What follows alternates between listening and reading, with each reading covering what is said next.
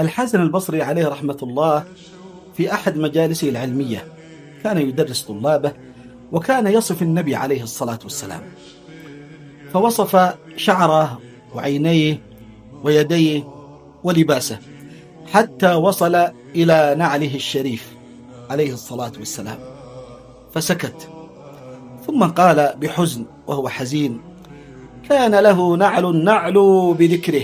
فقال أحد الطلاب: كيف نعلو بذكر النعل؟ كيف نعلو بذكر النعل؟ فقال الحسن البصري بلغة العالم الفقيه البصير: نعل لم يؤمر صاحبه بخلعه في السماوات العلى ليلة المعراج، بينما أمر موسى عليه السلام بخلعه في الأرض. الله، صلى الله عليه وسلم وعلى موسى الصلاة والسلام.